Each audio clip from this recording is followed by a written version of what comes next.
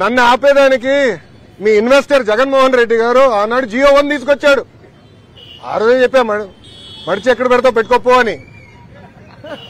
అదే జగన్మోహన్ రెడ్డి గారు ఈ రోజు రాష్ట్రంలో ఎక్కడ తిరగండి వెళ్తున్నారు. Z+ కేటగిరీ సెక్యూరిటీ ఇచ్చి మరి పంపిస్తున్నాం ఆయన. ఇంకేం కావాలి ఆధారాలు నీకు? సార్ రిషికొండ ప్యాలెస్ లోపల ఏముందో ఇంకా నేను చూడాల్సిన అవసరం ఉంది. అంత డబ్బులు ఎట్లా ఖర్చు అయిందో నాకు అర్థం అవట్లా. అంటే ఒక టబ్బు 30 లక్షలు అంటున్నారు. ఇట్లా అనేక వార్తలు వచ్చినాయి. నేను ఫోటోలు చూశాను, వీడియోలు, అంటే మీరే వెళ్ళి వీడియోలు తీశారు. అక్కడ ఛాంబర్ ఉన్నట్టుంది ముఖ్యమంత్రి గారు. అదే దాదాపు ఒక 2 నుంచి 3 వేల స్క్వేర్ ఫీట్ ఉంటుంది అనుకుంటా ఒక్క రూమ్. అంత అవసరం లేదు ముఖ్యమంత్రి గారు అంత రూమ్ అవసరం లేదు. నాకు కొంత అవగాహన ఉంది ఆ సబ్జెక్ట్ మీద. అడ్డాగోలుగా ప్రజాధనాన్ని ఖర్చు పెట్టారు. దానికి దేనికోసం వాడాలి అని అనేది మళ్ళీ చర్చించాల్సిన అవసరం ఉంది. Yes sir. గిరిజన ప్రాంతంలోనే స్కూల్కి వెళ్ళే విద్యార్థులు చాలా వసతులు లేకుండా ఇబ్బంది పడుతున్నారు. అవును. స్కూల్కి వెళ్ళే ఇబ్బంది కూడా చాలా పడుతున్నారు. అవును. వాళ్ళు స్కూల్కి వెళ్ళే మార్గం కూడా వాగులు దాటి ఎలా వస్తుంది. అవునండి. దాని ఏ విధంగా వాళ్ళకి నివారణ మీరు చూస్తే గత ప్రభుత్వం ఒక కార్యక్రమం చేపట్టి దాదాపు 9,000 కోట్ల రూపాయలు ఖర్చు పెట్టారు. 5 సంవత్సరాల్లో 10 లక్షల మంది విద్యార్థులు ప్రభుత్వ పాఠశాలలకి వెళ్లకుండా తగ్గిపోయారు. అంటే 45 లక్షల నుంచి ఇప్పుడు 35 లక్షలు పడిపోయింది. గత ప్రభుత్వం చేతగానితనం వల్ల జరిగింది. నేను కౌన్సిల్లో కూడా చాలా స్పష్టంగా చెప్పా, విద్యా వ్యవస్థను ప్రక్షాళన చేయాలి, ఒక రోడ్ మ్యాప్ ఏర్పాటు చేయాలి. 5 సంవత్సరాల్లో ఏమేం చేయబోతుందో చాలా స్పష్టంగా చెప్తాను. అది ప్రజల ముందలు పెడతా, మన టీచర్ సంఘాలు, ఉపాధ్యాయుల సంఘాల ముందలు పెడతా, అందరూ అభిప్రాయాలు తీసుకున్న తర్వాత అమలు చేస్తా. 4 సంవత్సరాలు నాణ్యమైన విద్య ఎట్లా అందించాలి. అదేవిధంగా గతంలో అనేక జియోలు ఇచ్చి ప్రభుత్వ విద్య పిల్లలకి దూరం చేస్తున్నారు. దాంట్లో భాగంగా కొన్ని పాఠశాలలు కూడా మూసేశారు. అది కూడా నేను స్టడీ చేస్తున్నాను. ఎందుకంటే లీగల్ ఇష్యూస్ ఏంటనేది అది కూడా స్టడీ చేసి తొందరలోనే సంఘాల ముందరికి వెళ్తా, ప్రజల ముందర వెళ్తాం.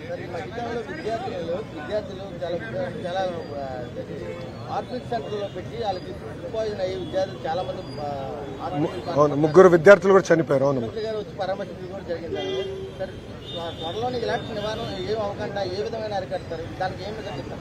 ప్రధానంగా నేను ఇప్పుడు అధికారులు చెప్పింది ఏంటంటే, ఏ పాఠశాలలో ఏ విద్యార్థి చదువుతున్నారు ఎన్యూమరేషన్ పకడ్బందీగా చెయ్యండి. నాకు క్లారిటీ ఉండాలి. దాని తర్వాత ఇన్ఫ్రాస్ట్రక్చర్ ఎలా ఉంది, ఉపాధ్యాయులు ఎంతమంది ఉన్నారు, మౌలిక వసతులు అన్నీ ఉన్నాయా లేవా. దాని తర్వాత స్కూల్ మేనేజ్మెంట్ కమిటీలు వచ్చినాయి. వాళ్ళ నాయకత్వంలో ఇన్ఫ్రాస్ట్రక్చర్ ఎట్లా క్రియేట్ చేయాలి, మెంటరింగ్ అంటే పిల్లలు కానివ్వండి ఉపాధ్యాయులకి కొంచెం కూర్చొని మాట్లాడి ఎలా స్కూల్స్ ఇంప్రూవ్ చేయాలి అని దానిపైన మేము చర్చిస్తాం అని ముందలు తీసుకెళ్తాం.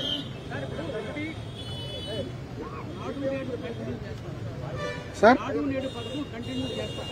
మనబడి మన భవిష్యత్తు కింద కంటిన్యూ చేస్తున్నాం సార్.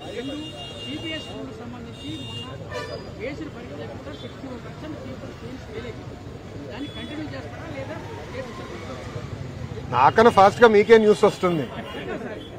ఒక్క నిమిషం. అంటే మీ అందరు తెలుసు, నేను 18th వెడ్డింగ్ యానివర్సరీకి 3 రోజులు లేను. వెళ్లే ముందలా నేను అధికారులు కూడా కలిశాను. అప్పటికి 2 ఎగ్జామ్లు జరిగినాయి. ఆ రిజల్ట్స్ చూసినా బాధ కలిగించింది.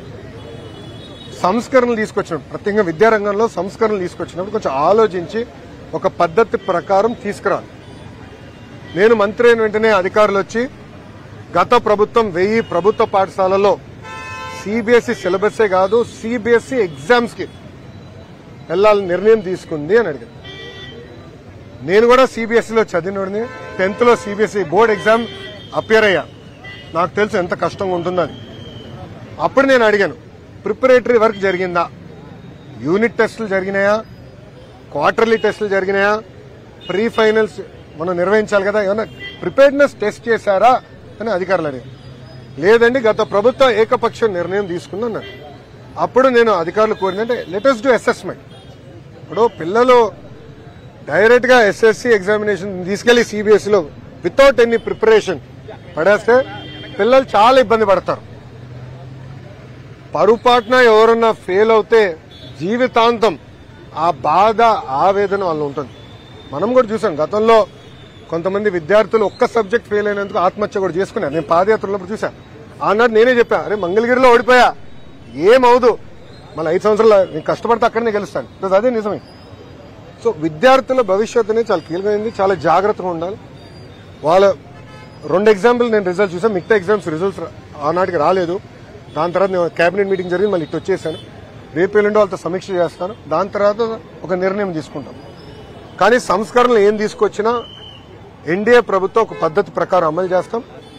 ఏ సంవత్సరంలో ఏ సంస్కరణ అమలు చేస్తాం, 5 సంవత్సరాలు ఎలా తీసుకెళ్లాలనే ఆలోచన మేము తీసుకుని ప్రజల ముందర పెడతాం.